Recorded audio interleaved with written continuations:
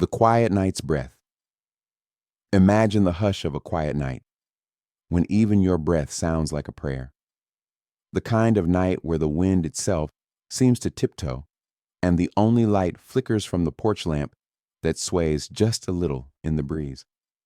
It's the sort of night that asks you to pause to pull that old wool blanket tighter around your shoulders and let your mind wander. If you're listening from your porch swing tonight, or maybe from the warmth of your favorite chair, I hope you'll settle, intake a slow breath, and let me take you back to a night not so different from this one, when a man's story began not with a shout, but with a hush. Out there in the gentle dark stands a man. He's not young, nor is he old in that brittle-boned way. His boots are worn smooth, and the weight of years sits quiet in his shoulders. He stands still, watching the way the shadows dance along the yard. Maybe you've seen someone like him in the quiet glow of an old gas station light, or waiting by the door of a country store just after closing. There's a stillness to him, but also a restlessness, like a kettle just before the whistle. They call him a wanderer, or sometimes a shadow man. But he's neither hero nor villain, just a man with stories to tell if you're willing to listen. And tonight, he's ready to speak. The air is crisp, around 40 degrees, cool enough that your breath curls like smoke. The moon above is a pale coin sliding behind slow clouds, and the wooden boards of the porch creak softly beneath his boots. He's spent enough nights like this to know how to stand quiet, how to let the night talk first. Inside the house, there's a soft glow, a single lamp left burning, a chair turned just so.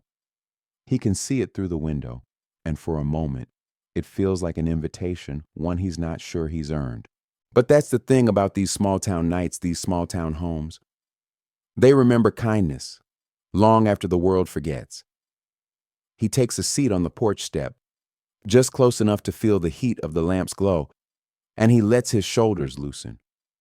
His breath slows in and out like the gentle rhythm of the tide, and slowly, as the night holds its breath around him, he begins to speak. You know, he says, voice a rough rasp like boots on gravel. Some nights the dark feels heavier than usual, not in a scary way, just in a way that asks you to listen harder, to the wind, to the crack of the branches, to your own heartbeat, and maybe to the stories that won't let you sleep. He looks out into the yard past the fence, where the grass waves soft and silver in the moonlight. He's remembering, though he doesn't say it. Remembering nights spent in 100 different places, cold cabins and warm hearths, drafty barns and low-slung porches just like this. Nights where he learned that warmth isn't always found in fire, it's found in a kind word, a soft blanket, or the promise that someone's waiting for you. I've walked through nights like this, he says, his voice steady, where every footstep felt like it echoed back from the trees. And I've found that no matter how far you walk, the dark will follow. But so will the glow of a single window, a single hearth. That's enough to keep a man going. He pauses, pulling his jacket tighter, the night's chill working its way in. There's a kind of poetry in the way he sits there, solid but worn, like an old rocking chair that's held 100 souls before him. And as he speaks, you can almost hear the echoes of all those nights, all those whispered promises of warmth against the cold. Maybe you're out there tonight.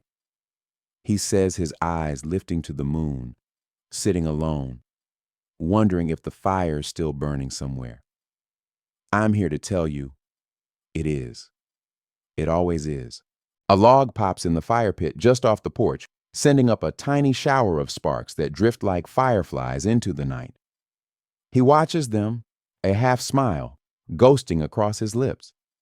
And then, as if he's remembering himself, he looks back to you. If you're listening, he says softer, now tell me where you're listening from. Maybe it's the same kind of night where you are, Maybe the same kind of hush. Let me know. Let's keep this quiet story alive together.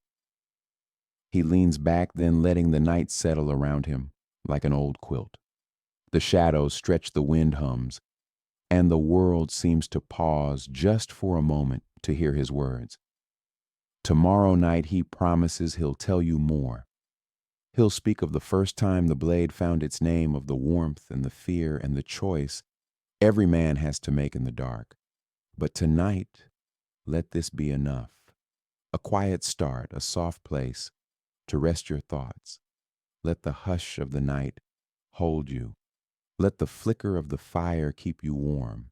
And if you feel sleepy, let your eyes close, knowing that somewhere the story goes on. The night is quiet, but memory is never truly still. He leans forward a bit, as if the weight of the past pulls him closer to the flickering light. His fingers tap lightly on the porch rail, an absent rhythm, steady, like the ticking of an old clock. And then, in that soft hush, he begins again. I wasn't always the man you see here. He says, his voice low and thoughtful. Back then, I didn't have the calluses or the calm. I was just another pair of boots in the mud, another hungry mouth in a world that never stopped demanding more. He pauses to watch the wind bend the grass in the yard, the way it shivers under the moon's pale glow.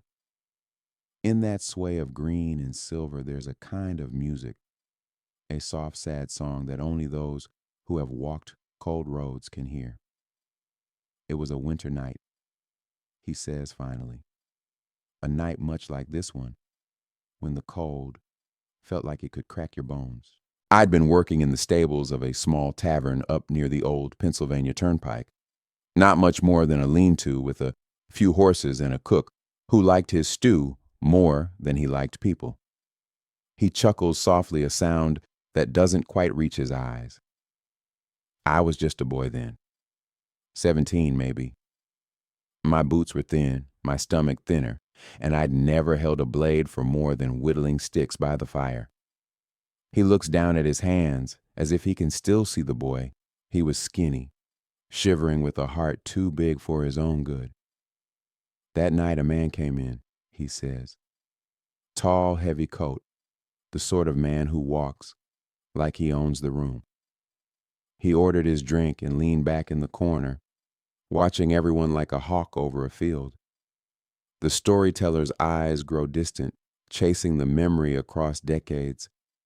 I was sweeping up near the hearth, he says, trying to keep my fingers from going numb, and I saw it just a glint at first, a thin flash of steel under his coat.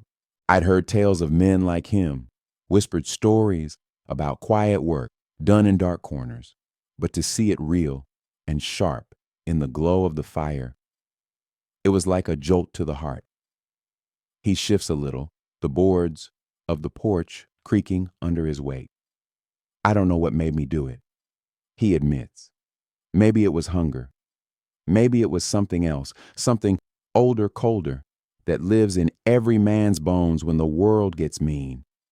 I stepped close, and before I could think, I asked if he'd ever teach a boy how to hold a blade.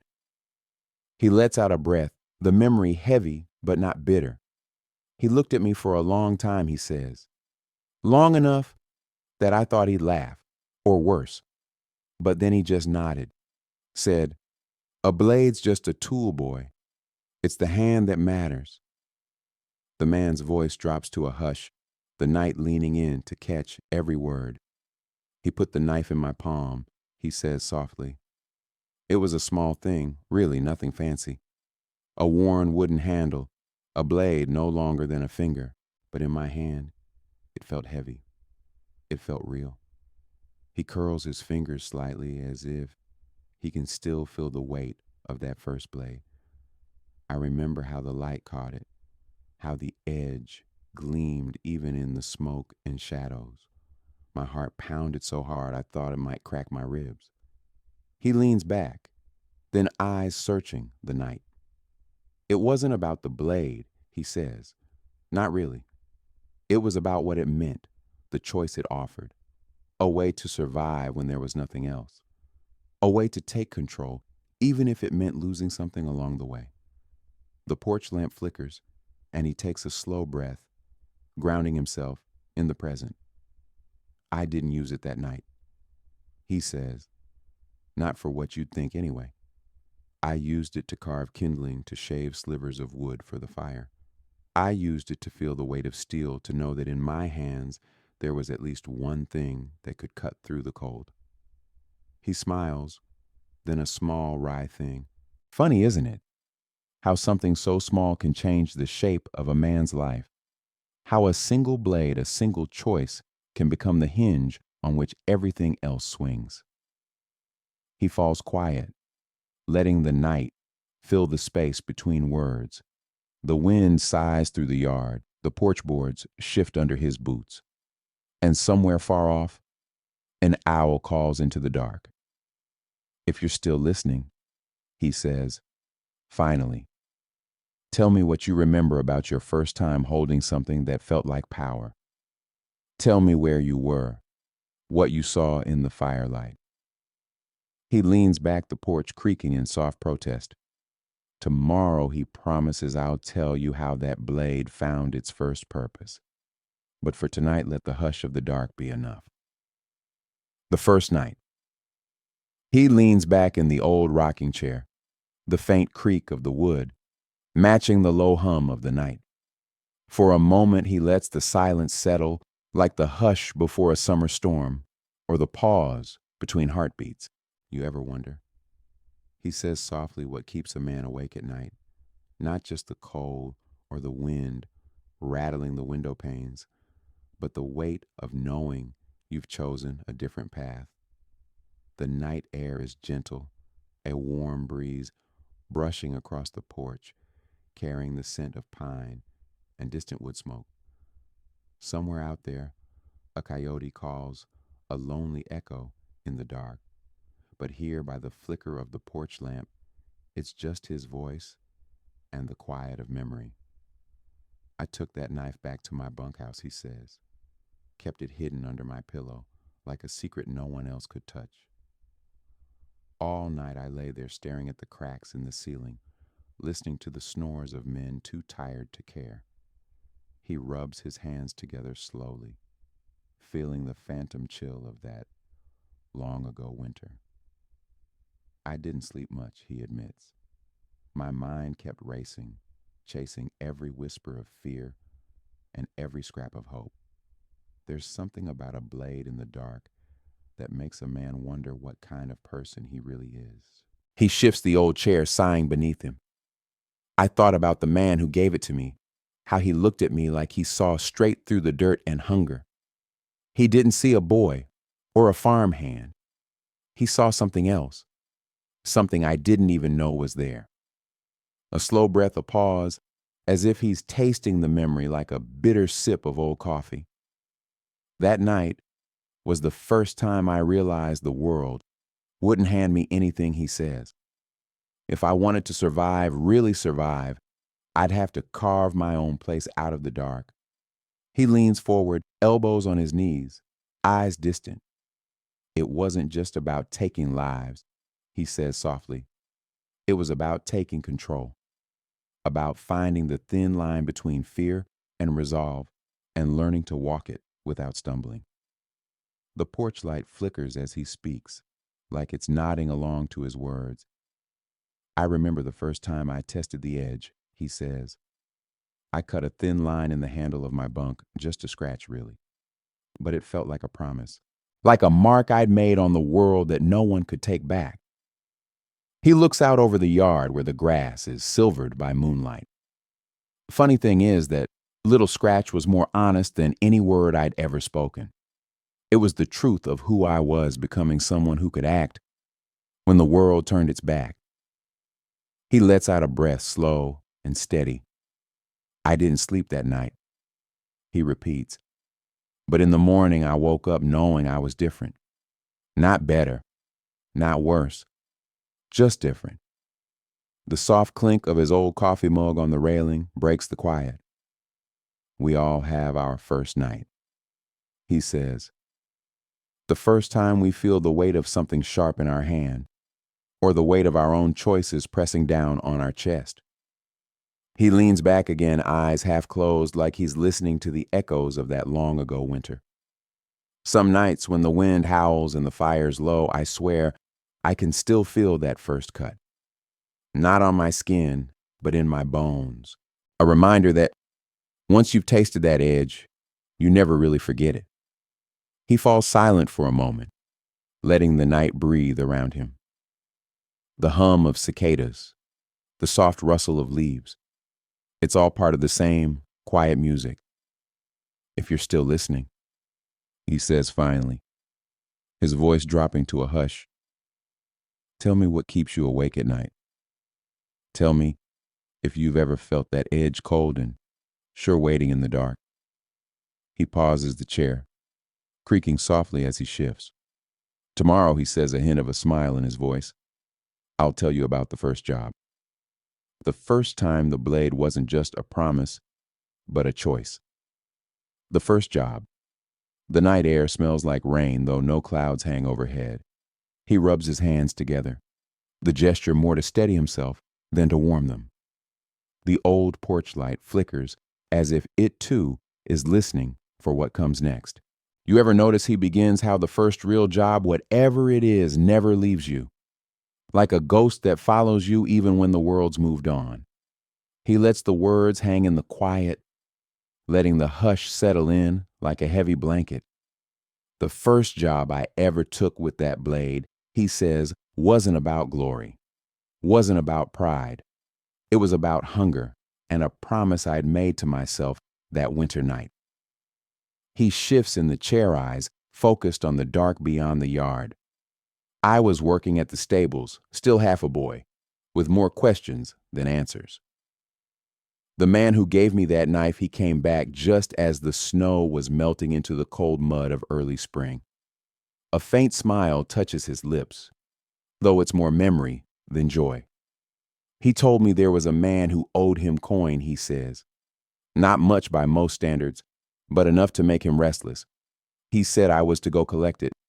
No threats, no blood, just a quiet word and a steady hand. He pauses, as if he can still hear the man's low voice in the flicker of the fire. I said yes, he admits. I didn't know then what it would mean, how even a quiet job can shape the shape of a man's soul. The porch lamp buzzes faintly, a chorus to his memories. I walk to the edge of town, he says, boots heavy with the meltwater and the weight of that little blade in my pocket. I found the man, just another farmer, his face worn by wind and work. He looked at me like he expected a fight or a sermon, but I just stood there as steady as I could manage. He leans forward, voice lowering to a hush. I told him what I'd been told, that the debt was due, and I'd come to collect. My hands shook, but I kept them at my sides, the knife, a quiet promise, in my coat. He draws a slow breath, the night air cool on his lips. He paid in the end, he says softly. Not because I scared him, because he saw in my eyes that I wouldn't back down, that sometimes even a boy can carry a man's threat if he's willing to stand in the cold long enough. He leans back, letting the old chair rock gently. I didn't use the blade that night, he says. Not the way you'd think, but in a way I did, because I learned that a knife isn't always for cutting flesh, it's for cutting through fear, cutting through the doubt that tells you you're not enough. He pauses, eyes far away, lost in the hush of the memory. That was my first job, he says. No blood, no glory, just a handful of coins in my pocket and a new weight on my shoulders. He lets out a slow breath, like a man letting go of something he's held too long.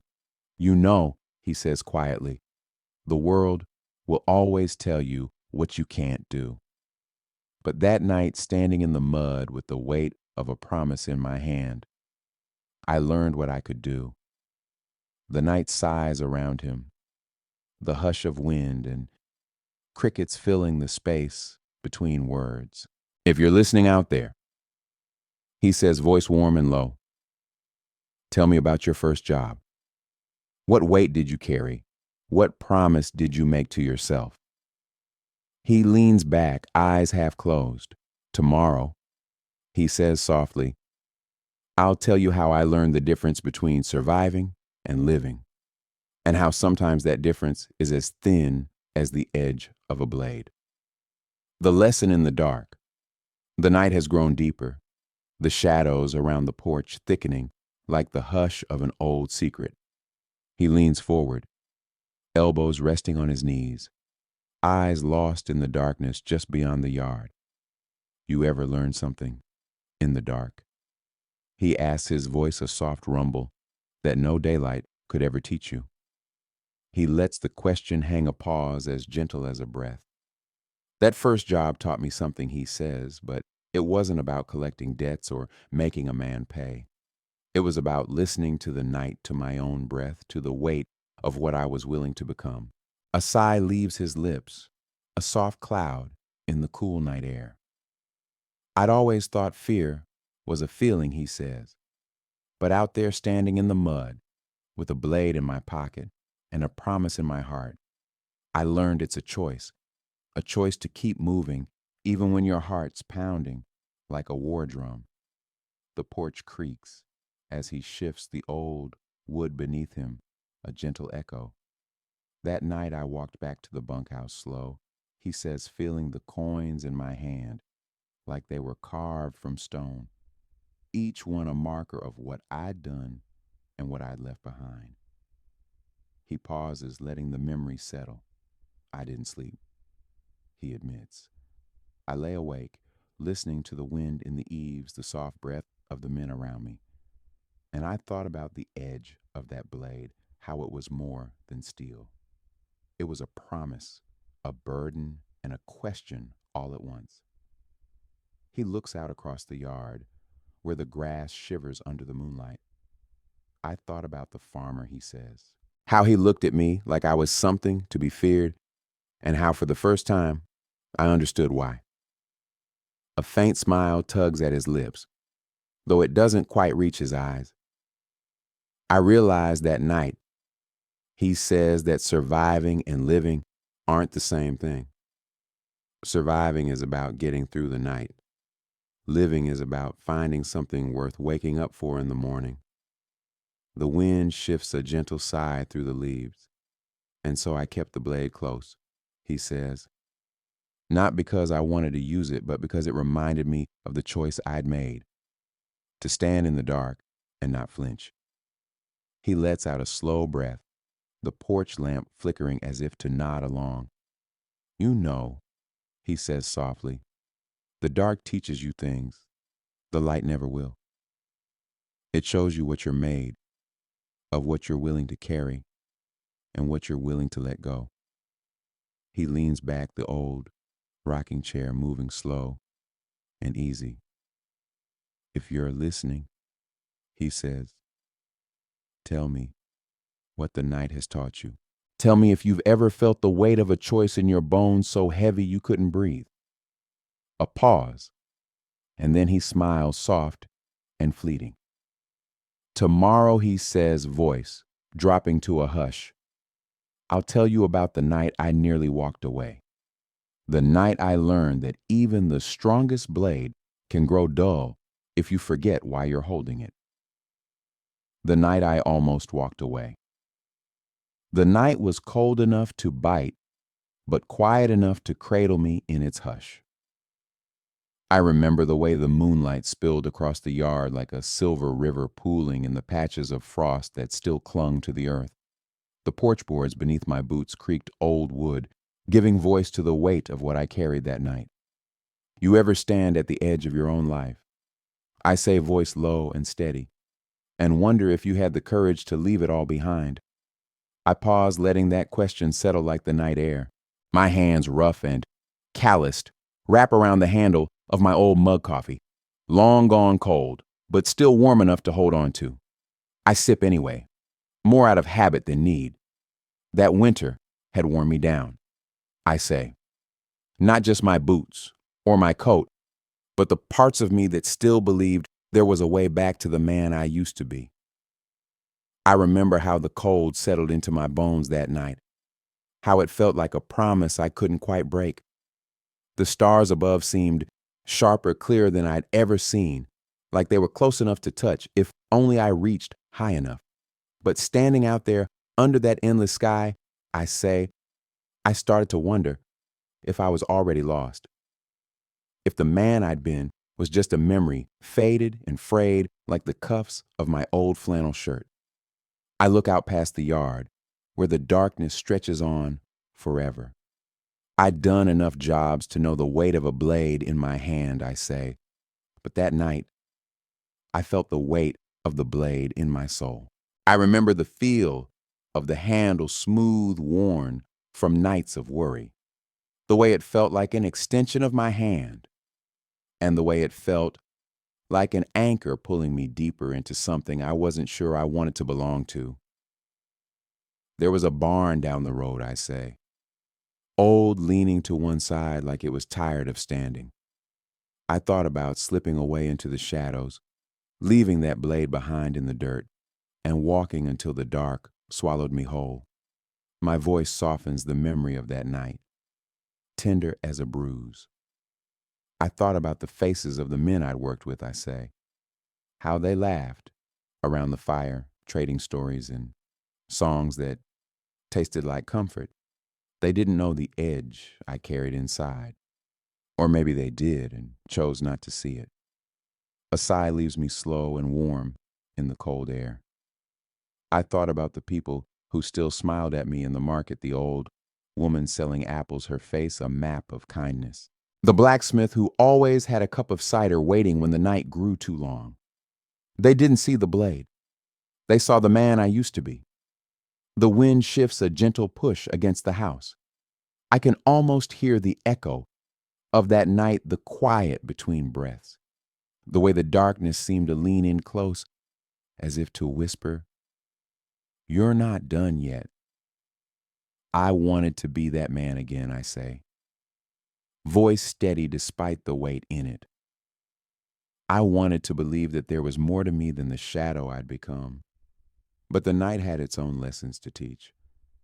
I remember the way the cold bit at my fingers, the way the quiet wrapped around me like a heavy blanket. The night doesn't let go so easy, I say. It holds on soft as wool and twice as heavy. And in that quiet, I heard the truth I'd been running from.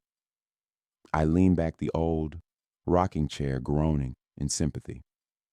I wasn't ready to walk away, I admit. Not yet. Because the blade wasn't just steel, it was a question, a promise, a burden I hadn't learned how to set down. I let that confession settle the porch lamp flickering in the corner of my eye. I walked back to the bunkhouse slow that night, I say. Each step a choice, each breath a reminder that the man I wanted to be was still somewhere inside me. But so was the man I'd become. My eyes drift to the yard, where the frost glimmers like stars caught in the grass. I didn't sleep that night, I say. I lay awake, listening to the wind in the eaves, the soft murmur of the men around me. And in that hush, I decided I'd keep the blade. Not because I wanted to, but because I wasn't ready to let go of the man I might still be. A pause, and then a soft chuckle. Funny, isn't it, I say, how the night can strip you down to nothing and still leave you with something to hold on to.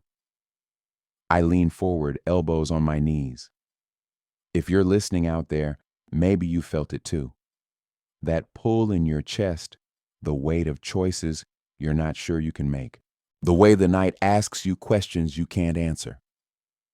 I let the silence stretch the porch lamp, casting a soft glow that feels almost like hope. Tomorrow, I say, voice dropping to a hush, I'll tell you about the night I found something worth more than the blade. A warmth that no darkness could steal. The first lesson. The morning after that long night was gray and quiet. The sky a heavy blanket of clouds that never quite lifted. I remember the smell of wood smoke drifting from the cook stove in the bunkhouse, mingling with the tang of wet earth. My boots still carried the frost of the night before, and my hands were stiff with the cold that never seemed to leave me anymore. I rose before the others, careful not to wake them. Their breathing was slow and deep, the kind of sleep that comes from a day of hard work and a night of half-drunk stories. I moved through the room, like a shadow slipping outside to greet the dawn in silence. Out on the porch, the old boards welcomed me with their familiar creak. I wrapped my coat tighter around my shoulders, the wool scratchy against my neck, but warm in a way that felt like memory. In the distance, I could see the faint outline of the forest's dark shapes standing against the pale morning light. I thought of the blade still hidden in my satchel by the door. It was a weight I'd chosen to carry, a promise I wasn't ready to break. But that morning, I also carried a question. What did it mean to hold a tool like that? To wield it with care or without it? That's when he appeared, the old man. Everyone called Samuel, though most just called him. Sam stood there by the edge of the porch, a pipe clenched between his teeth and eyes that missed nothing. He was older than most of us. His beard shot through with gray, but his back was straight as an iron rail. "You're up early," he said, his voice low and rough, like the crunch of gravel underfoot. I nodded, not trusting my voice yet. Sam looked at me a long moment, smoke curling from his pipe like a slow exhale. "Early risers got two choices," he said. "You can spend the morning dreaming about what might have been, or you can learn to do what needs doing." I shifted my weight from one foot to the other, the chill of the morning sinking deeper with each breath. "And what do you think I should be doing?" I asked, my voice softer than I meant it to be. He tapped the pipe against the rail, a shower of ash falling to the ground. "You got a blade," he said. "Might as well learn how to hold it proper." He didn't wait for an answer, just turned and walked down the porch steps, his boots steady on the frosted earth. I hesitated, the weight of the blade suddenly sharper in my mind, then followed him into the yard. Sam led me to an old chopping block near the edge of the trees. The axe leaned against it, the wood around it scarred and scored from years of work. "First lesson," he said, his voice measured and even. "A blade's no good if you don't know how to balance it." He picked up the axe and held it out to me. "It's not just about strength," he said. "It's about knowing where the edge belongs, where the weight falls. You learn that, and you'll find it's the same with any blade, no matter how sharp it is." I took the axe, felt the heft of it in my hands. It was different from the small blade I kept tucked away. But in that moment, it felt the same, heavy with purpose, dangerous in the wrong hands. Sam watched me, his eyes patient but firm. "Try it," he said. I raised the axe, feeling the pull of gravity, the way the weight shifted with each breath. My hands weren't sure yet, but they were steady. I brought it down slow, testing the balance, the feel of the wood beneath my fingers. The blade bit into the chopping block, a small crack of sound in the quiet yard. I looked up at Sam, who just nodded. "Good," he said, "now again and again, until you stop thinking about it and just feel it." And so I did. Each swing a lesson in rhythm, in the quiet strength that comes from knowing what you hold. My shoulders ached, my palms blistered, but with every breath I felt a little closer to something like understanding. Sam didn't speak much, just watched and corrected when needed. "Don't let the blade pull you," he said. "You're the one guiding it. Don't forget that." As the morning turned to afternoon, I found a rhythm. Breath in, swing down, breath out. The cold was still there, but it didn't feel so sharp anymore. There was a warmth in the work, in the simple act of learning. When we finally paused, Sam took the axe from me and set it aside.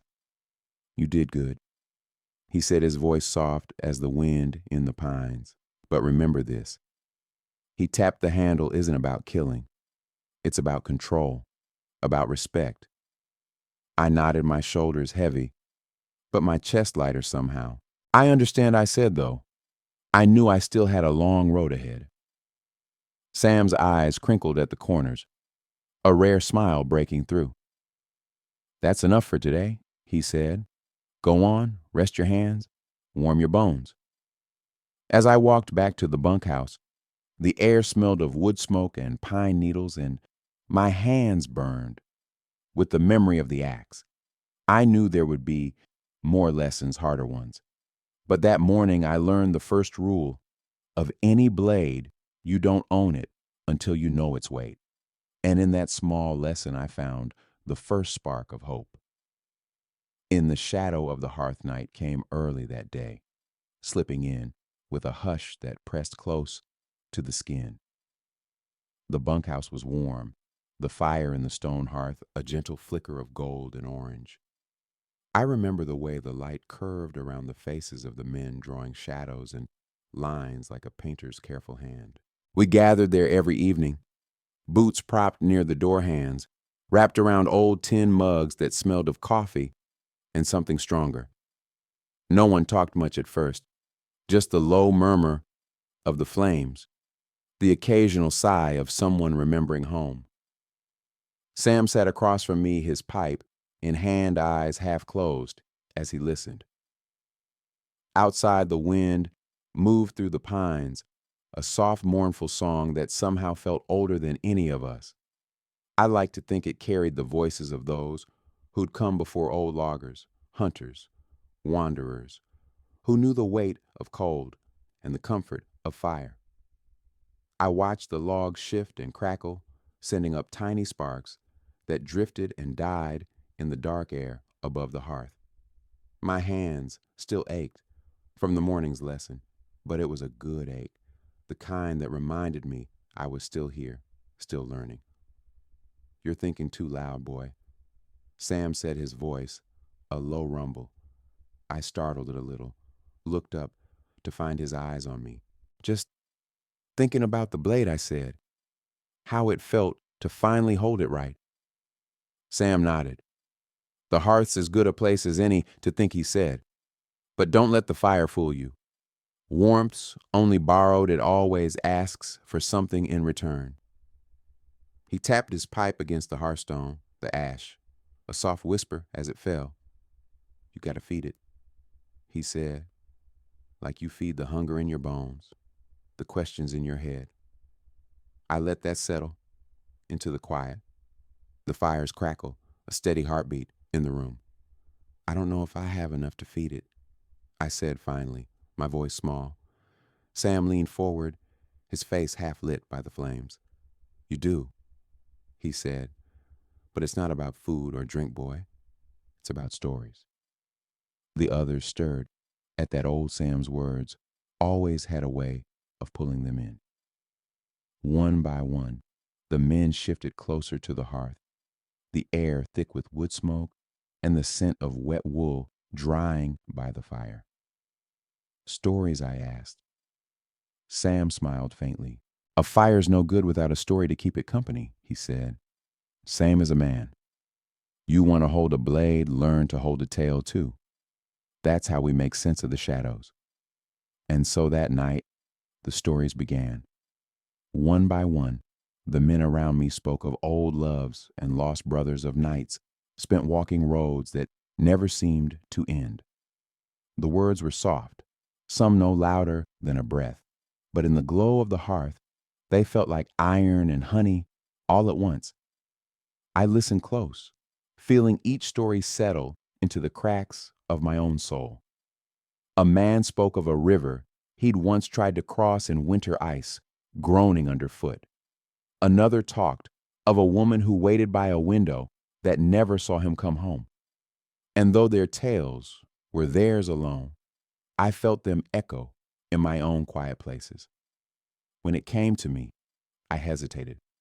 My story felt too small, too tangled in the cold of that long night. But Sam just nodded at me, a silent invitation. I don't know how to begin, I said. Start with the fire, he said.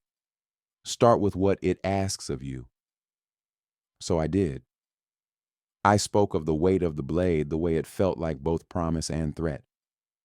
I spoke of the dawn's chill, of the way my breath misted in the cold, and the silence that stretched between each swing of the axe.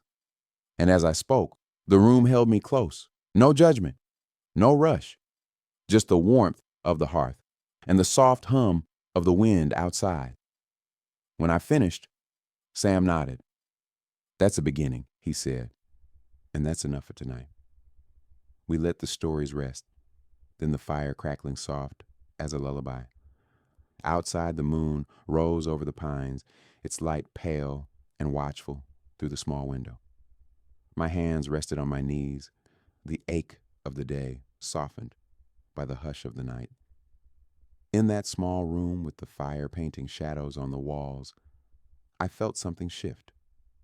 Not a grand revelation, not yet, but a quiet knowing that warmth wasn't just in the blaze of the fire. It was in the words we shared, the weight we lifted together, the weight of the shadows. Morning found us slow and stiff, the air outside a thin, biting cold that left your lungs burning with every breath. We rose with the sun, a pale, reluctant sun that barely cut through the mist, hanging low over the yard. My boots were still damp from yesterday's rain, but there was no time to fuss over that. In the life we lived, cold feet were the least of your worries.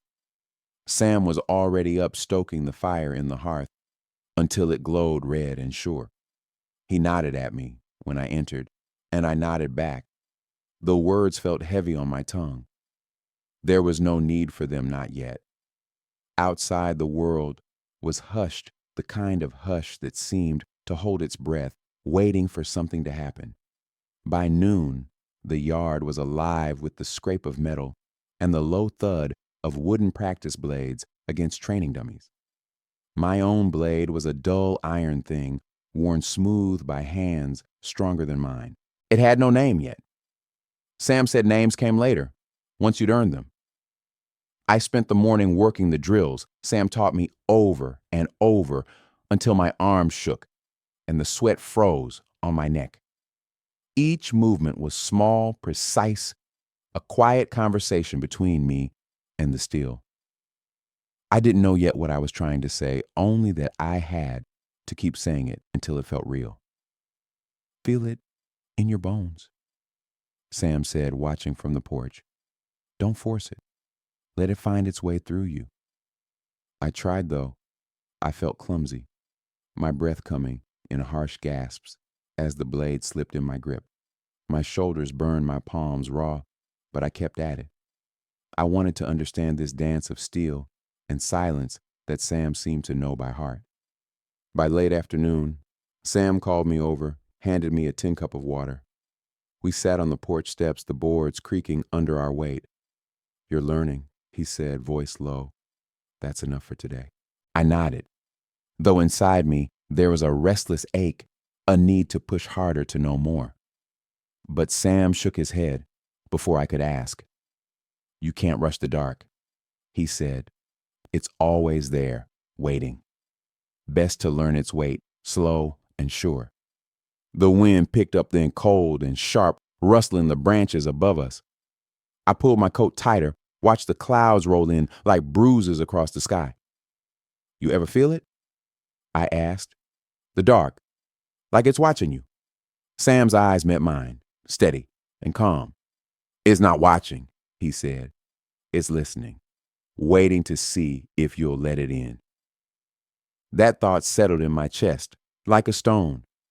All around us, the world felt close, the air thick with the hush of winter coming. I could almost hear the crackle of the hearth, still in my ears, a promise of warmth that felt too far away. As night fell, the men gathered again in the bunkhouse. The fire was already lit, the scent of pine smoke thick and sweet. I took my place on the old bench, the wood worn smooth by years of men just like me. Sam sat nearby, his pipe glowing in the half-light, and for a long moment we just listened to the fire, to the quiet breath of the night. Then he spoke. "Tomorrow I'll show you the path," he said. Not just the blade, but the steps a man takes when he chooses the shadows. I swallowed the words, both promise and warning. The path, his path, would be mine soon enough. But tonight, there was still time to sit by the fire to let the warmth seep in a little deeper. I looked around at the faces of the men, each one lined with stories I didn't yet know. Some were half-asleep heads resting on folded arms. Others watched the flames with that far-off look, memories dancing just out of reach. For me, the night was a question, an ache I didn't know how to answer. I felt the weight of the shadows pressing close, the cold air in my lungs, the fire's glow on my hands. But I also felt something else, a quiet strength in the hush, in the breath of the men around me.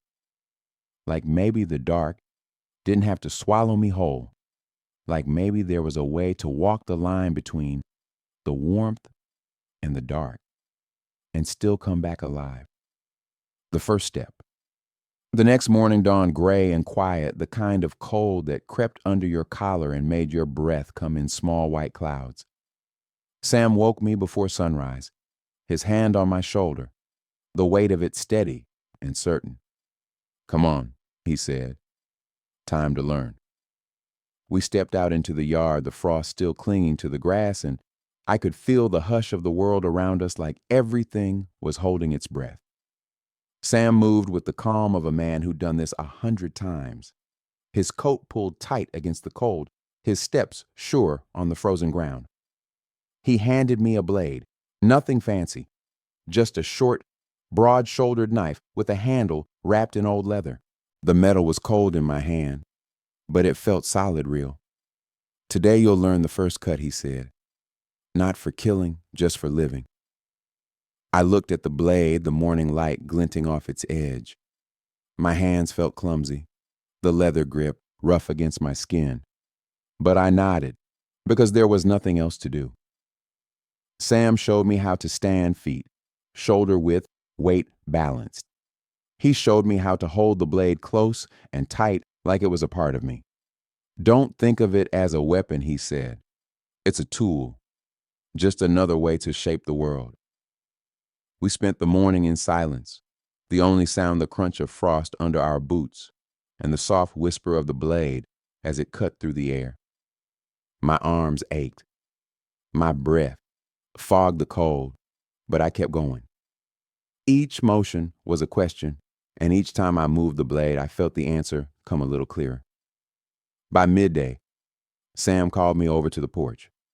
He had a small wooden box in his hands, worn smooth by years of use. Inside, he said, "You'll find a piece of who you are." I opened the box and found a whetstone, rough and solid. Sam showed me how to run the blade across it slow and steady, each stroke a promise. "This is how you keep it sharp," he said. Not just the steel, the man holding it too. We spent the afternoon that way, bladestone breath. My fingers grew numb, but I didn't stop. I felt something in me settle, like the rhythm of the work was stitching me to the world around me. As the sun slipped behind the hills, the sky turned the color of old copper. Sam watched me, his eyes steady. "Tomorrow," he said, "you'll use it. Not on a man on the world. You'll cut away what's weak, what's holding you back." The thought of it, of using the blade, not to kill, but to carve out a life, settled in my chest like a small, stubborn ember. I didn't know if I was ready, but I knew I had to try. That night, we sat by the fire in the bunkhouse. The men talked low and slow, their voices a quiet hum beneath the crackle of the flames. I held the blade in my hands, turning it over, feeling the weight of it. It wasn't a fancy thing, no silver inlay, no fine edge, but it was mine now, and in the glow of the fire, it looked like it belonged. Sam caught my eye across the room. "The first step's always the hardest," he said, "but it's the one that matters most." I nodded, though I wasn't sure if I believed it yet. Outside, the wind howled, around the eaves, rattling the shutters like bones. But inside the fire, was warm, the air thick with the smell of smoke and pine. I closed my eyes, listening to the quiet breath of the men around me, the slow crackle of the logs. The blade felt like a promise in my hands, a promise that maybe I could carve out a place for myself even in the dark. Carving out a place. The dawn rose slow and cold, a pale breath of light pushing back the dark. I woke to the sound of the wind, rattling the wooden shutters, the smell of smoke still clinging to my coat. Sam was already up his boots, thumping across the porch outside. He called to me, voice low but firm. "Come on," he said. "Time to earn the day." The air was sharp with frost as I stepped out, boots crunching over the yard. My breath came in quick clouds and every step felt heavy, but there was something in the way Sam moved steady, unhurried, that made me want to keep pace.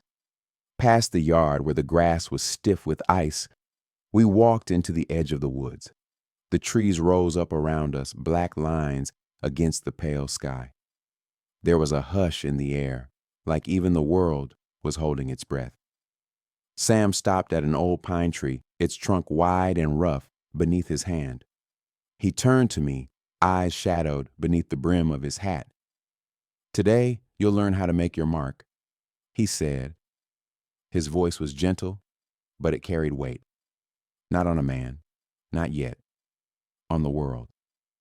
I didn't answer. I just nodded, feeling the weight of the blade at my hip. The leather-wrapped handle was worn smooth, the edge dulled from years of quiet work. Sam pulled his own knife, the blade flashing silver in the morning light. He pressed it to the tree, slow and sure. The bark split.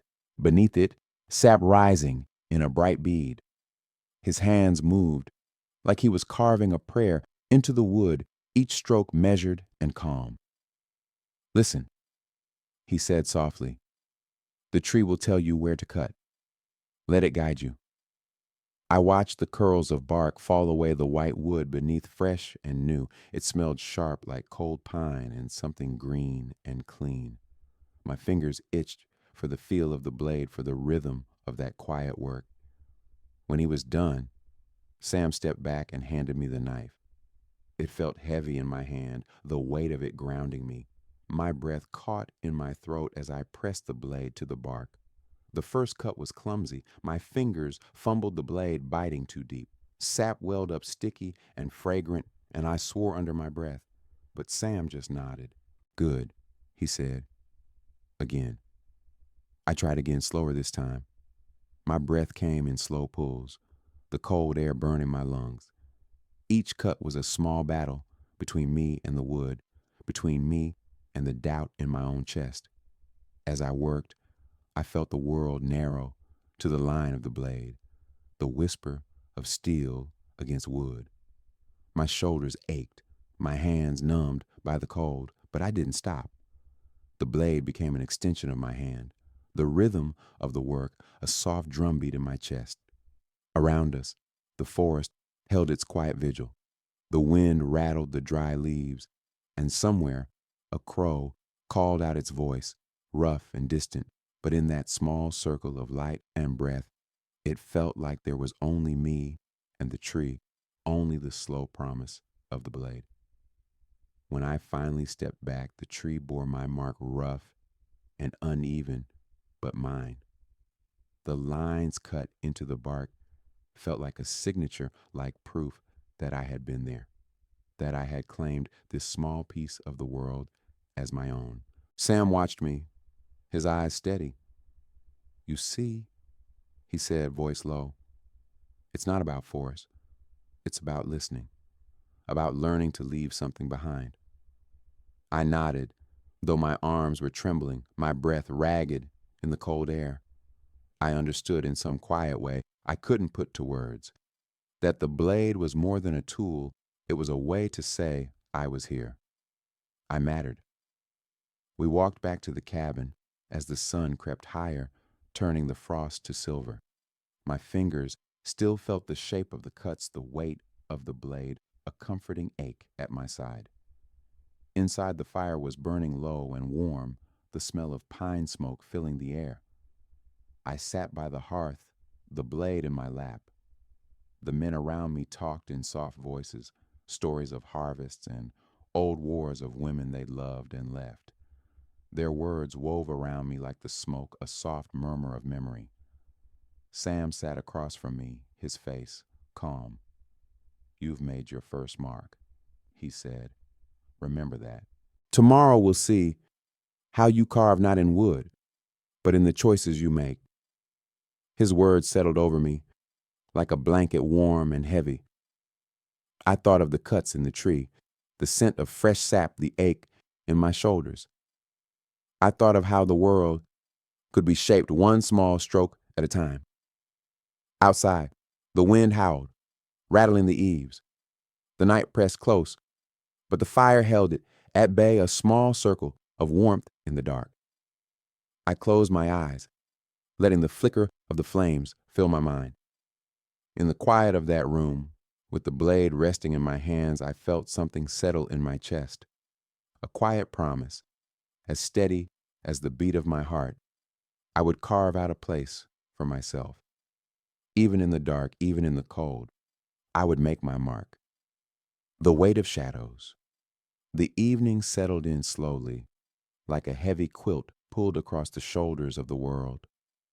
Outside, the wind sighed through the pines, and the porch boards creaked under the weight of a drifting snow. The fire in the hearth glowed low and warm, its light flickering across the wooden walls, painting shadows that danced and shivered. I sat in that glow, the old blade resting in my lap. My fingers traced the nicks in the handle, each mark a small story. Sam sat across from me, a mug of something warm cradled in his hands. His eyes were quiet, thoughtful. "You've learned the first cut," he said, voice low. "But that's only part of it. The weight of a blade isn't just in your hand, it's here." He tapped his chest over his heart. "It's what you carry when the work is done." I nodded, though my throat felt tight. I thought of the tree I had carved that morning, the scent of sap, the scrape of steel. I thought of the way each cut felt, like a claim, a small act of defiance against the cold. But now, in the hush of the evening, I felt the weight of those cuts in my bones. Sam leaned back his chair, creaking. "You know," he said, "most men think strength is in the arm, but it's not. It's in the heart, the choice to keep going even when the dark presses close." His words settled in the air, soft and heavy. I looked down at my hands, at the pale scars crisscrossing my knuckles, the dirt caught in the lines of my skin. My hands had always been tools, lifting, cutting, holding. But now they felt like more, like the place where my choices took root. Outside, the snow fell soft and slow, blanketing the yard in white. The night was so quiet I could hear the creak of the old pine at the edge of the yard, bending beneath the weight of winter. Sam stood and went to the window, his breath fogging the glass. "It's a hard world," he said, voice low. "The shadows out there. Some are men, some are just the cold. But all of them weigh on you if you let them." He turned back to me, his eyes catching the firelight. "So you learn to carry that weight.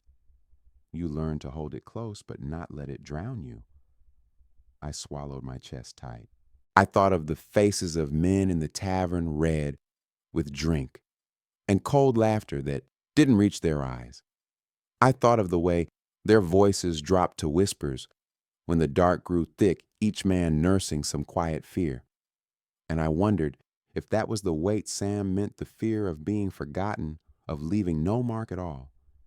He sat again, his hands folding around the mug. "Tomorrow you'll learn more," he said. "Not just how to cut, but how to decide when not to." I nodded, though I felt the tremor in my breath. The idea of holding back felt harder than any blade work. To know when to stay your hand, when to let a moment pass like a breath in the cold. The fire cracked and popped, the scent of burning pine filling the room. My eyes grew heavy, the warmth of the flames pulling at my limbs. But sleep felt like a luxury, a softness I hadn't earned. I thought of the mark I had made in the tree, the rough cuts that felt so permanent in the quiet of the forest. And I wondered how many marks a man could leave before the weight of them bent his back for good. Sam's voice broke the hush. "You're quiet," he said, though his tone was gentle. I shrugged, the words slow to come. "I'm thinking," I said, finally, "about what it means to carve a mark in the dark." He nodded. "It means you're alive," he said. "It means you're trying. And that's all any of us can do." The wind howled, then rattling the shutters. The fire flared a soft glow against the gathering dark. I let the warmth sink into my bones, let the weight of Sam's words settle in my chest. I knew that the road ahead would be harder still, that there would be nights when the weight of the blade and the choices it demanded would feel like too much. But I also knew that there was something in me that refused to lay down, some small, stubborn spark that would keep carving a place in the dark stroke by quiet stroke. Sam leaned forward, his eyes steady. "Sleep tonight," he said. "Tomorrow the blade will find its edge in you, and you'll need every bit of warmth you can carry." I nodded, feeling the truth in his words. I rose from the chair, the floor cold beneath my feet. Outside, the snow fell soft as breath, the world hushed and waiting. As I lay down by the hearth, the blade close at hand, I let my eyes close.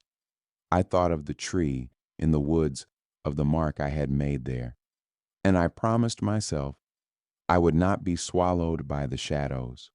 I would carry their weight, but I would not let it bury me. In the flickering glow of the fire, I drifted to sleep, the murmur of the wind a quiet hymn. And in my dreams, I saw the path ahead, narrow winding, but lit by the soft glow of every mark I would make, every choice I would carve into the waiting dark. A quiet resolve. Morning came slowly, a pale light creeping through the cracks in the wooden shutters. I woke to the soft hiss of embers in the hearth, the room still thick with the scent of pine smoke. My body ached. From the cold floor, every joint stiff, but there was a steadiness in me, a quiet resolve that felt new and old at the same time. Sam was already up his boots, scraping softly on the wooden boards as he moved about the cabin. He didn't say much, just nodded in my direction, his eyes soft, with a kind of unspoken approval. Outside, the snow had stopped leaving the world, draped in a blanket of white that glowed in the dawn light. I pulled my coat tighter around me and stepped out onto the porch. The cold bit at my skin, but I let it wake me, let it chase away the last shreds of sleep. The yard was silent except for the crunch of snow under my boots and the distant call of a lone crow. I could feel the weight of the night before, still in me, the memory of the blade's edge, the quiet lesson Sam had shared. But there was something else too, a small warmth that flickered in my chest, a sense of purpose, like a candle lit against the dark. Sam joined me on the porch, his breath a cloud in the cold air. "The world doesn't wait for you to be ready," he said, his voice low. "It's cold and it's hard, but you don't have to face it alone." I nodded, though the words were slow to find me. "I'm not sure what I'm meant to be," I said softly. "A man with a blade, or something else entirely." Sam studied me for a long moment. "You're meant to be alive," he said finally, "to keep going, to find a way to carve out a little warmth in the cold." His words felt like a balm, though the path ahead still seemed like a long, narrow road winding through the snow. We walked into the woods, then the snow crunching beneath our boots. The air was sharp, each breath a bright ache in my chest. Sam carried a small pack slung over his shoulder, the blade hidden inside. My own blade, still new to my hands, hung at my side, its weight a quiet promise. The forest was hushed branches, heavy with snow. Every step was careful, deliberate, like the world itself was holding its breath. We paused by a frozen creek, the water beneath the ice, singing a low, steady song. Sam knelt and dipped his fingers into the icy water, then let them rest on the blade at his side. This, he said softly, isn't about killing. It's about knowing what to protect, what to let go. It's about balance. I watched the way the light caught the frost in his beard, the way his breath rose like a prayer. I realized that he had been teaching me this all along, not just how to hold a blade, but how to hold myself steady against the weight of the world.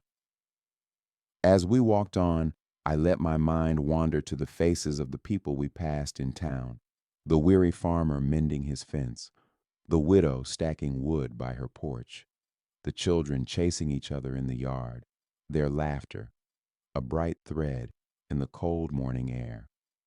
These were the lives the shadows touched, but they also held warmth, stubborn and bright. I thought of the nights I had spent alone listening to the wind through the boards of a drafty cabin, the ache of hunger in my gut, the sting of loneliness sharper than any blade. But now walking beside Sam, I felt that ache soften. I felt the shape of something like belonging, rough and unsteady, but real. We came to a clearing where the sun touched the snow, turning it to diamonds. Sam stopped and turned to me. "The blade is a tool," he said, "but it's also a mirror. It shows you who you are, what you're willing to fight for, and what you're willing to let go." I let his words settle in my chest like the snow settling in the quiet woods. I knew there would be days when I would falter, nights when the weight of the blade and the memories it carried would feel too heavy to bear. But for now, in this pale morning light, I felt the quiet resolve in me, like the slow burn of the hearth fire. We turned back to the cabin, the smoke from the chimney curling into the sky. The world felt wider than it had the night before, but also smaller, like it was something I could hold in my hands, if only for a moment. As we crossed the yard, Sam laid a hand on my shoulder. "You're not the man you were," he said, a hint of a smile at the corner of his mouth. And that's the point. We're always becoming. Every choice, every step, it shapes us. Inside the fire welcomed us back, its warmth a soft glow against the cold. I shrugged off my coat and hung it by the door, the scent of pine and smoke thick in the air. Sam poured us each a cup of coffee, the steam curling in the dim light. We sat by the hearth, the crackle of the fire, the only sound between us. I let the heat seep into my bones, let the steady hush of the flames quiet the questions still swirling in my mind. Outside, the wind rattled the window panes, but inside the fire burned steady. And in that small cabin, with the blade resting beside me and Sam's quiet presence filling the room, I found a kind of peace I hadn't known I was searching for. I closed my eyes and breathed in the warmth, the scent of wood smoke and coffee, and I promised myself that I would carry this quiet resolve forward like a lantern against the dark. A gentle reckoning. The days that followed moved slow and careful, each one marked by the quiet rhythm of living. In the early mornings, the cabin felt like a sanctuary against the chill smoke curling from the chimney, the floorboards warmed by the embers in the hearth. I woke with the first light stretching out the ache in my back, my breath a soft cloud in the frosty air. Sam and I spent our days tending small chores, the kind that feel like rituals in a world that's always demanding more. We split logs for the fire, the steady thunk of the axe, a comforting metronome in the cold dawn. We patched the holes in the cabin walls, our fingers numb and clumsy in the biting wind. There was a gentle satisfaction in these tasks. No noise, No rush, just a slow unfolding of purpose. At night, the world seemed to hush itself to sleep. We sat close to the fire, the light flickering across our faces, the scent of burning pine heavy in the air. Sam would tell me stories of days when the land was still wild, of old friends and lost loves, of the choices that had led him here.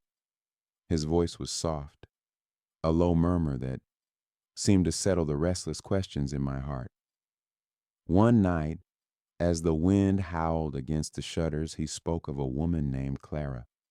His voice was almost a whisper, but the ache in it was sharp and clear. She was the kind of woman who made you believe in morning light. He said, his eyes distant, fixed on the flames. We used to sit just like this by the fire telling stories, dreaming of a life that might be. I listened in silence, feeling the weight of his words, the way his shoulders curved in on themselves, the way his hand tightened around the mug in his grasp.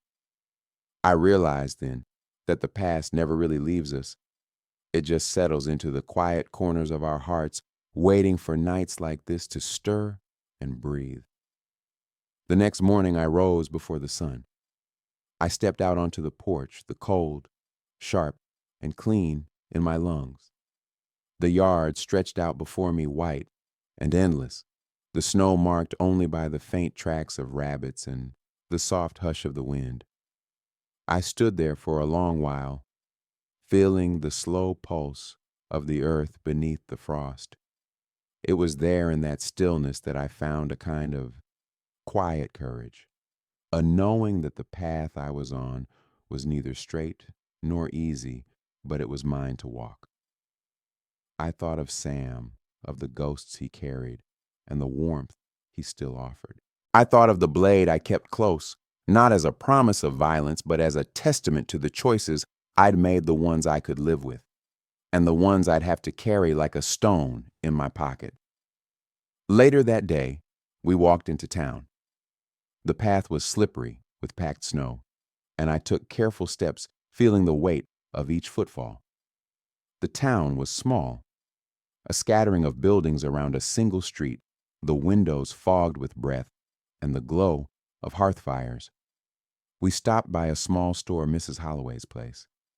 She was an older woman, her hair pinned up in a neat coil, her eyes sharp as a winter's dawn. She greeted us with a nod, her hands busy folding blankets by the potbelly stove that warmed the cramped room. "Cold morning," she said, her voice like a soft crackle. "Best come in and warm your bones." I stepped inside, feeling the sudden rush of heat on my face, the scent of wool and pine needles thick in the air. Sam exchanged a few words with her, quiet, respectful. They spoke of the winter, of the roads, half buried in snow, of the price of flour and the rumor of another storm.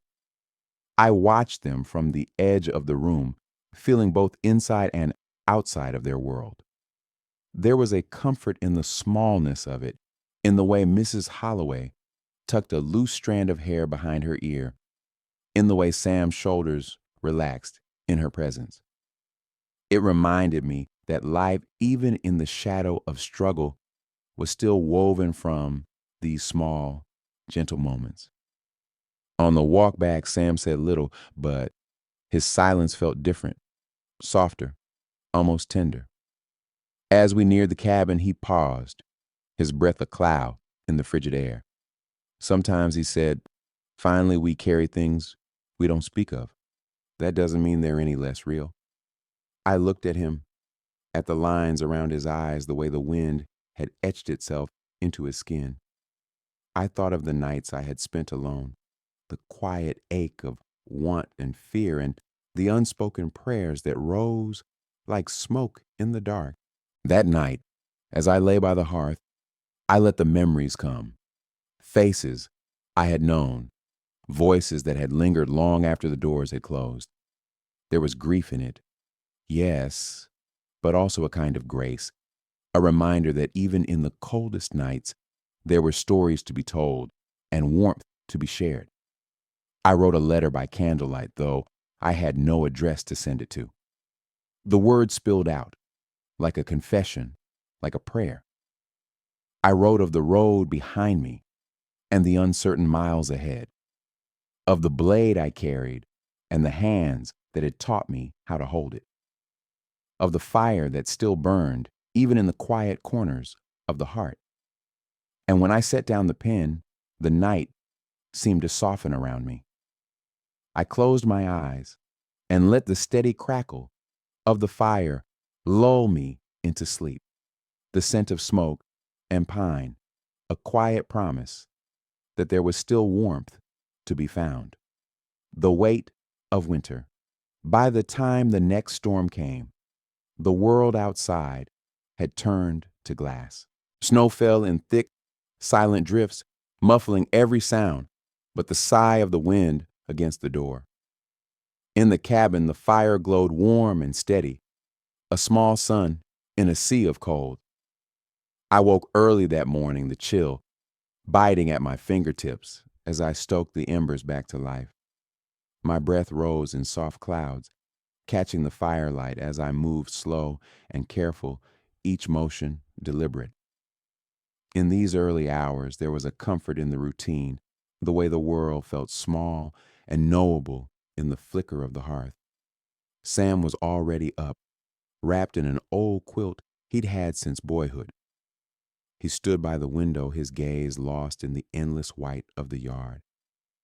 "Looks like we're snowed in for a while," he said, his voice quiet, but not afraid. I nodded, feeling the weight of that truth. The snow was beautiful, soft and clean like a blessing whispered to the earth. But it was also a test. Every flake that fell meant another day of careful rationing, another night of listening to the wind howl like a wounded animal. We spent that morning splitting kindling and mending the cracks in the walls. My fingers went numb more than once, but I found a kind of peace in the rhythm of the work. There's something honest about winter, it doesn't lie. It demands you meet it on its own terms.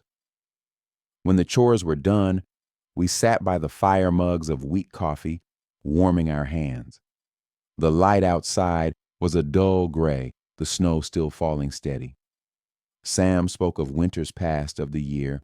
The river froze solid, of the way the barn had creaked under the weight of ice. His stories were like threads weaving together, a tapestry of survival and memory. I listened, letting the words sink in. In the glow of the hearth, I could almost see the younger version of him. Stronger, maybe, but no less tired. The lines around his eyes were maps of every cold morning he'd weathered, every storm that had tested him. That afternoon, I found a small book tucked behind a stack of firewood.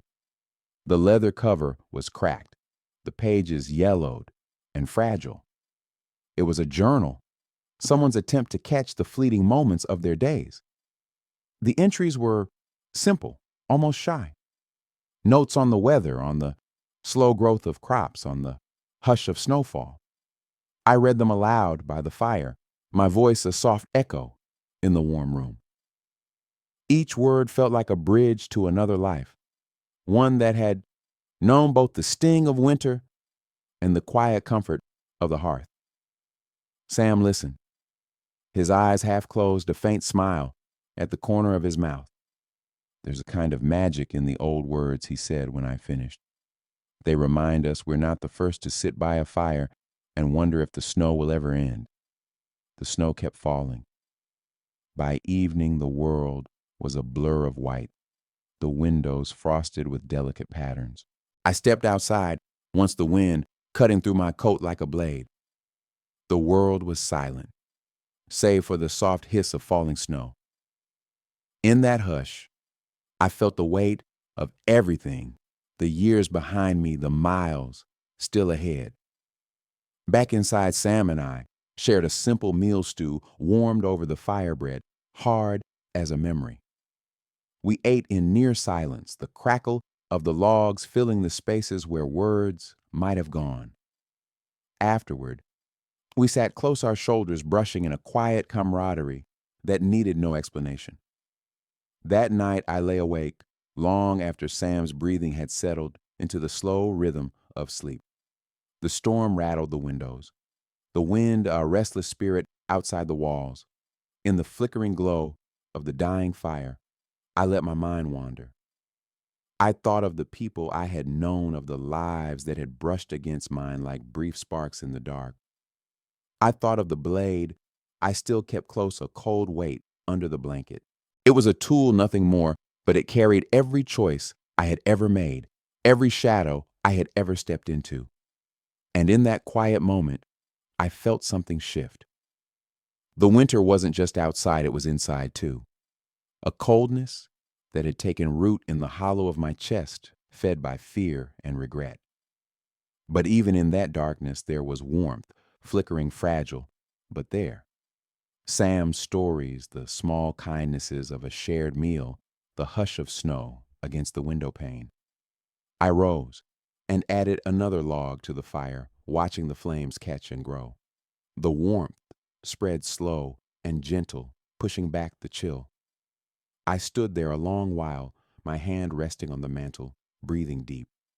Outside, the storm raged on, but here, in this small circle of light and warmth, there was room for hope.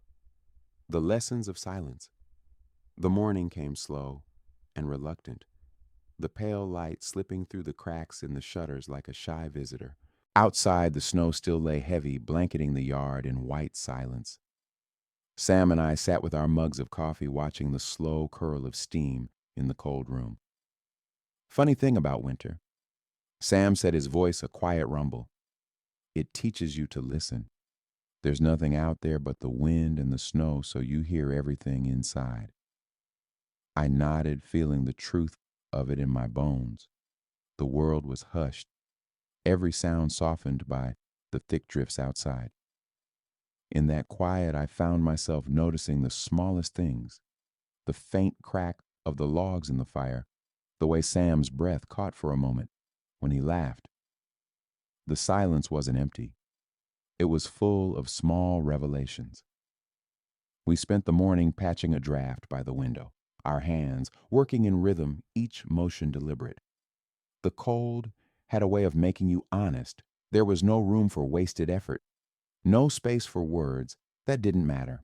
At one point, I paused to watch the snow drift down from the eaves, each flake caught in a dance of wind and light. It felt almost sacred, the way the world slowed to let the snow speak its quiet language. Sam caught me staring and grinned. Snow's got its own kind of music, he said. You just got to slow down long enough to hear it. I smiled back, though my mind was elsewhere, tracing memories of nights spent listening to the hush of the world, the way it could cradle your fears if you let it. In that moment, I thought of all the times I'd rushed past the quiet, too eager to move forward, too scared to stop. By noon, the sky had brightened, a rare patch of blue peeking through the clouds. I took it as a sign and stepped outside, boots crunching through the snow. The air was sharp and clean, every breath a bracing promise of life. I walked the perimeter of the yard, feeling the weight of the snow beneath my feet, the cold biting at my cheeks. Out there with only the wind for company, I let myself remember the faces of those I had known, some gone, some just lost to time. The weight of choices, of mistakes made and roads not taken. The winter had a way of stripping everything down to what mattered. In the silence, there was no hiding from what you carried. I stopped by the old apple tree, its bare branches reaching skyward like prayers frozen in time. The snow clung to every limb, turning the tree into a sculpture of ice and memory. I rested my hand on the rough bark, feeling the cold seep into my skin. It was a quiet communion, a moment of stillness in a life that had known too many storms. When I returned to the cabin, Sam had set out a small meal, bread, cheese, a bit of smoked meat. We ate in near silence, the crackle of the fire, the only sound between us. But it wasn't an empty silence. It was the kind that settles deep, like a promise made in the dark. Funny, Sam said after a while, his gaze on the dancing flames. All those years, I thought noise meant life. But now, I think it's the quiet that keeps us breathing. I looked at him, seeing not just the man he was, but the weight he carried memories of other winters, other firesides. There was a softness in his voice, a vulnerability that matched the hush of the snow outside. That evening, as the sun dipped behind the hills, the cold deepened the shadows, growing long and patient. We added another log to the fire, the light flickering across the walls in warm, amber waves. I wrapped an old quilt around my shoulders and settled into the rocking chair, letting the rhythm of it soothe the ache in my bones. Sam played a quiet tune on a battered harmonica, the notes weaving through the room like a lullaby.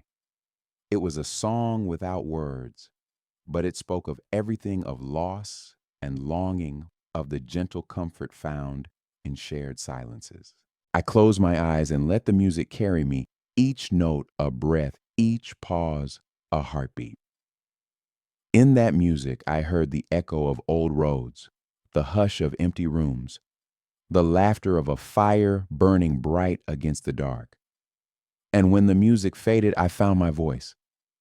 I told Sam of a night years ago when the snow had fallen just like this, and I had stood alone in a strange town, the weight of 1,000 regrets on my shoulders. I spoke of how the silence had frightened me, then how I had run from it, convinced that noise and movement were the only ways to outrun the cold inside. Sam listened, his eyes kind and steady. "But you're here now," he said softly. "And the silence isn't empty anymore, is it?" I shook my head, feeling the truth of it settle deep in my chest. No, the silence wasn't empty.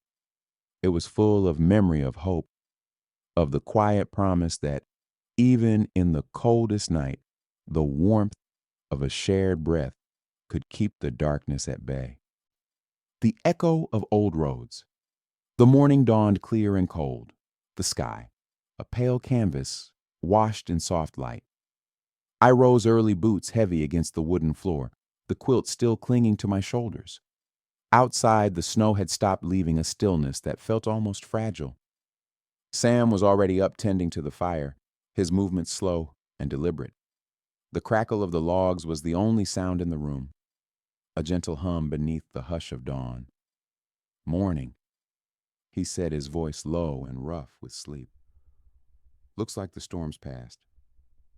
I nodded, stepping closer to the window. The world beyond was quiet, the snowbanks high and untouched save for the faint trails of rabbits weaving through the yard. It felt like the world was holding its breath, waiting for us to fill it with our own. We shared a simple breakfast, thick slices of bread toasted over the coals, a bit of honey and coffee that steamed in chipped mugs.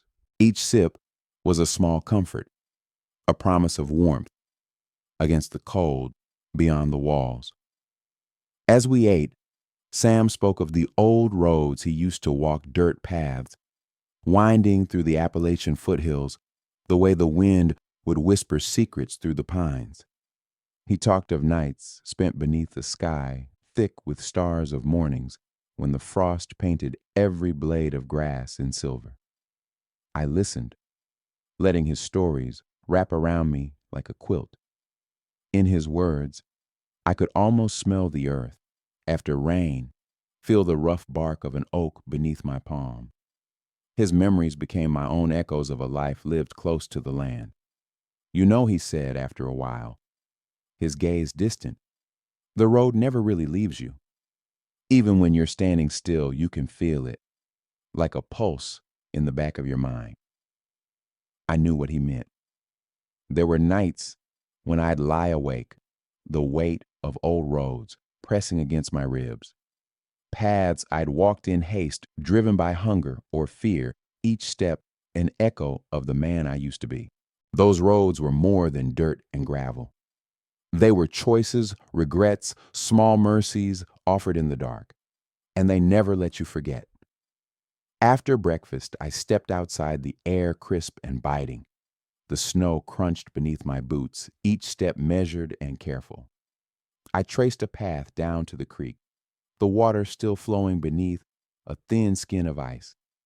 I knelt there, listening to the soft murmur of the current. It reminded me of nights spent beside other rivers, far from here, rivers that carried whispers of distant lands, of places I'd never see again. As I watched the water slip past, I thought of the man I had been, the choices that had led me here to this quiet cabin on the edge of the woods. I thought of the lives I had touched, for better or worse, and the weight of those memories. Sam joined me, his breath clouding in the cold air. He didn't speak, just stood beside me, his presence a steady anchor in the morning light. For a long time, we stayed there, listening to the quiet song of the creek. In that stillness, I felt something shift, a soft loosening of the knots I'd carried for so long. The old roads would always be a part of me, but they didn't have to define me. We returned to the cabin as the sun rose higher, the snow catching the light in 1,000 tiny sparks. Inside the fire burned warm and bright, a small sun in the heart of winter. Sam pulled a battered map from a drawer, spreading it across the table. The paper was worn thin at the folds, the edges smudged with the dirt of 100 journeys. "Been thinking," he said, tracing a line with his finger. "Spring will come soon enough. When it does, maybe we'll walk one of these roads. See where it leads." I looked at the map, the names of small towns and winding creeks. Each one was a promise, a story waiting to be told. Maybe I said softly, "There's still time to find out where they go."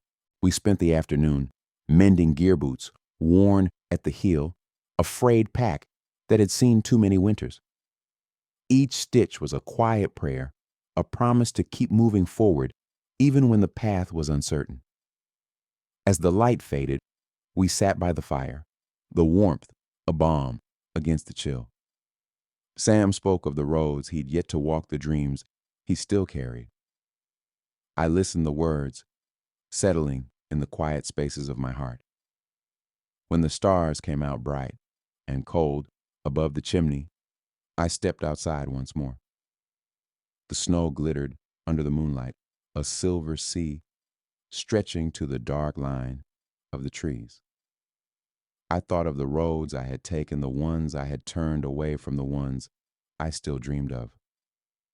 In the hush of the night, I realized they were all part of the same journey, each one a thread in the fabric of my life.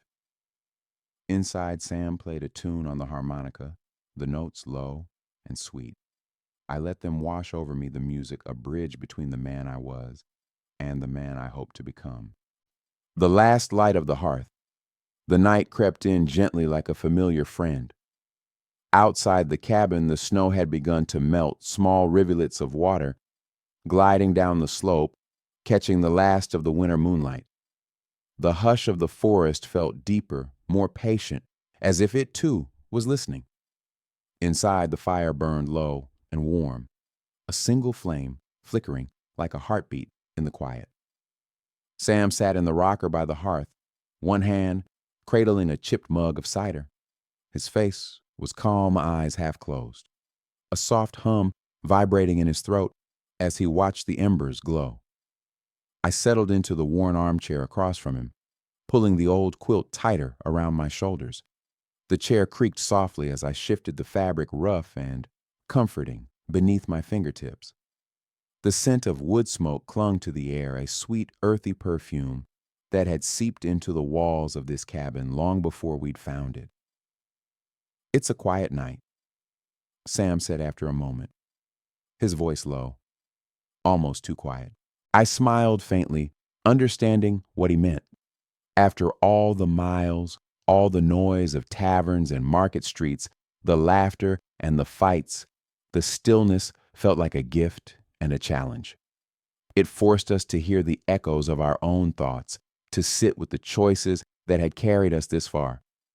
The fire crackled, tiny sparks dancing up the chimney. Outside, an owl hooted softly, its call low and patient. It felt like the world was holding its breath, waiting for something neither of us could name. Sam leaned forward, his eyes catching the light of the coals. Do you ever think, he asked softly, about what comes next?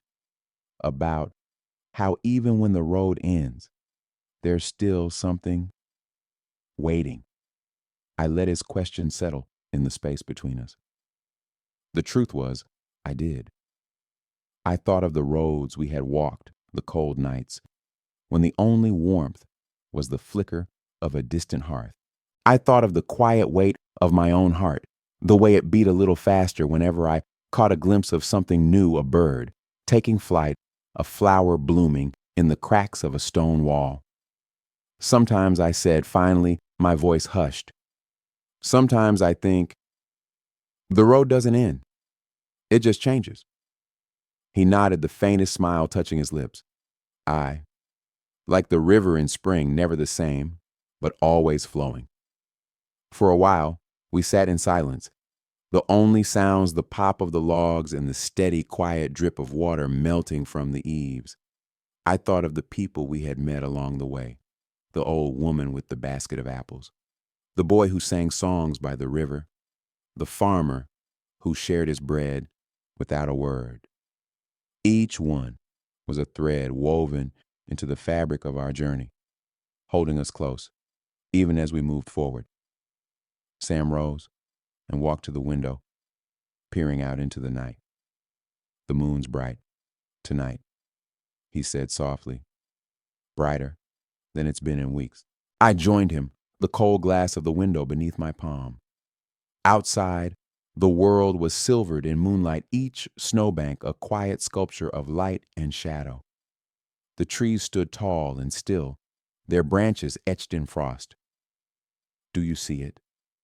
Sam asked, his breath fogging the glass. How the light falls on the snow. Like it's painting everything new. I did see it. And in that moment, I felt something shift inside me, a small, steady warmth that had nothing to do with the fire. It was the simple beauty of it, the quiet promise of another dawn. Back at the hearth, Sam picked up his harmonica, the worn metal glinting in the firelight.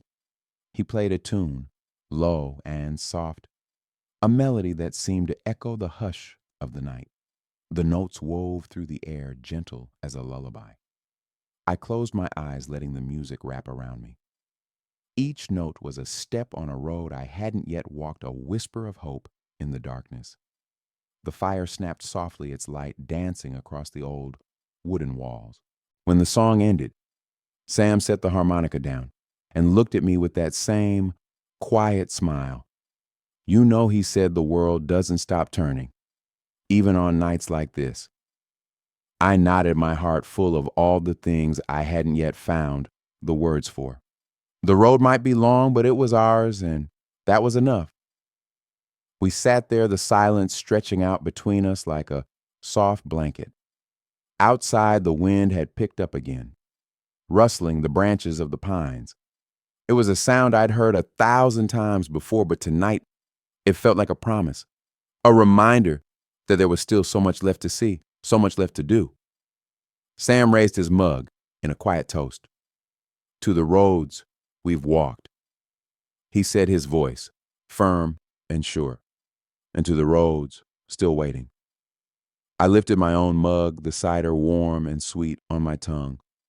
To the roads, I echoed. And in that small, flickering moment, I felt the weight of the past ease just a little. The fire glowed soft and steady, and the night held its breath around us. Thank you for sharing this journey by the hearth. If you're still awake, tell me what quiet roads call your name in the dark. Let's keep these gentle stories alive together.